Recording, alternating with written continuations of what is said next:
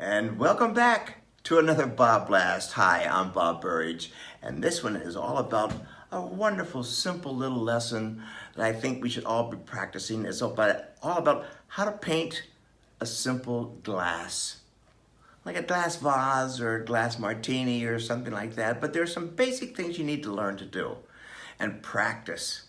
And this is what I do. The first thing you want to do is practice doing ovals, or circles. And I have here on the wall, I'm going to be painting vertically this time, and you just practice again. Look at that. They all don't have to match. Oh, aren't you so glad you got them to end up to be the same? You practice that over and over and over. So in other words, it builds up a whole lot of confidence.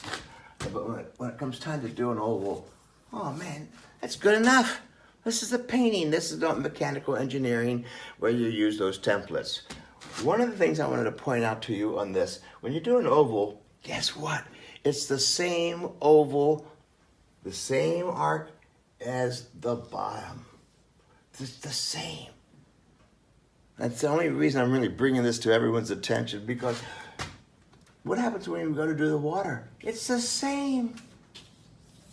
Now, this is not exact engineering. This is called a painting. And then you connect the sides. There you go. That's the world's fastest course. Now, one of the things that's really interesting is all glass is thicker on the bottom. So it's going to have another one, just like that. It helps to anchor it. You'll see it when you get a glass and put it outside in the sun early in the morning and photograph it. You'll see pretty interesting kinds of things happen here. So this oval might be slightly smaller, but it's the same oval. One of the things that has prompted me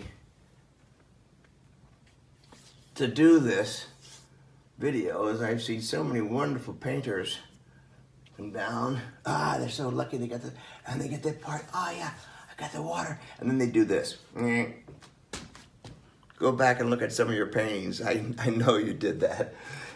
It's because you don't want to try that arch again. So yes, so make sure it's a nice arch. See, it all matches. It all matches. All right. So that's one thing about doing glass. One more thing happens. The back of the table doesn't go straight across, because first of all, you have concave and convex kinds of glass here, and so it's going to kind of do something like that. You'll see that. It's cool. It's another wonderful thing to paint, by the way. So that's what I'm going to do right now. Oh, by the way, one more thing. Always one more thing. Where is the light coming from? You know, I've seen some of my earlier BobBlasts. I like to make sure I know where the light's coming from. That means the light's going to be coming out here. Here's the shadow. Light goes through the glass.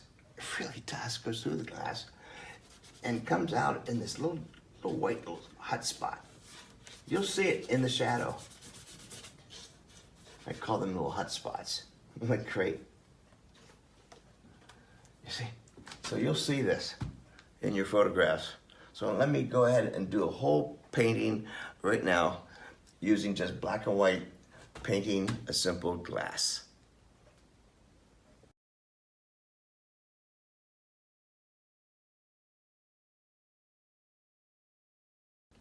So the reason we're doing all of this, how to paint a glass, is so when we go to do color, we'll know where to put the darks and the lights. But basically, I want to get right to the black and white, the typical things that happen in a glass, the reflections, the refractions, and all the crazy things that happen to make it more believable. I'm going to move over here to this big one right now. And let's see if I can do the whole thing, but only larger. All right? So we started off with the ovals, remember that? This is strictly a glass. I'm gonna try and do the whole. There's your oval. Yay, I got the ends to meet. We're all excited about that part. Now that oval is gonna be the same oval as, let's say, the waterline. It's the same. So the bottom of the vase will be a little bit the same arch, but I'm gonna make it a little bit smaller. Same arch, doesn't go across, flat. So let's give it some some little bit of a design, something like that. Ah, look at that. Now we have a nice, interesting shape. Here's what's really interesting. The bottom of all glass is thicker. It is thicker than the sides. If you want to, let's go ahead and make that same oval. It's a hockey puck, right? But glass. Now here's something that's pretty interesting. Constantly readjusting all that. Here's the table. Let's say it's sitting on a table. You'll see this if you set it up. So that line, the back edge of that table does not go straight across because of the concave and convex of the glass. It usually ends up being something like that. That's pretty cool, huh? And so once you have the light coming down here, to draw a little arrow so I know where it's coming from. Light actually goes through the glass. Fiber optics. Little technology here, right? So light actually goes through the glass and comes out the bottom of the vase in this thick piece of glass and creates a shadow. Now here's the part that's really cool. You get this little hot spot. You're gonna see it.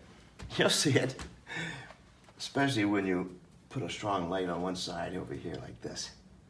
It's pretty convincing. So light comes through the glass and comes out during the dark side, just like that. These are just some basic things I wanted to show you. I'm gonna do one more thing lightly. So if the background is nice and light like this, right? I'll do this quickly here. And you're looking at the edge of the table,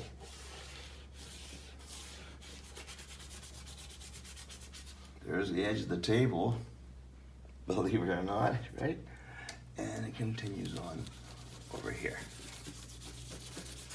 Some of the basic things I just wanted to point out to you. Now the top of the oval of the liquid, that's water, ginger ale, whatever, it's going to be light. It's going to be lighter than here. To really make it more convincing, we're going to make sure you see the back table color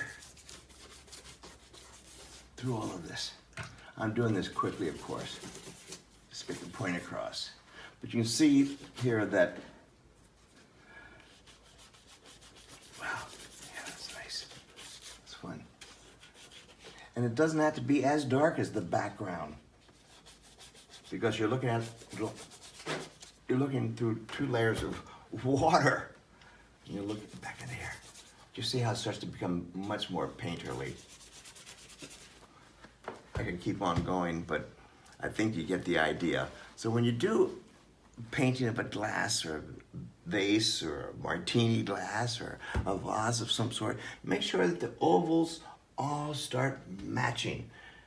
You learn that by practicing a lot of drawings of glass. Hey, thanks so much for watching, and I hope you enjoyed this. And this is just a little bit of things that I think will help you in your next drawing of a vase of flowers. Okay? So keep painting and keep your brushes wet. I'll see you on the next BobBlast.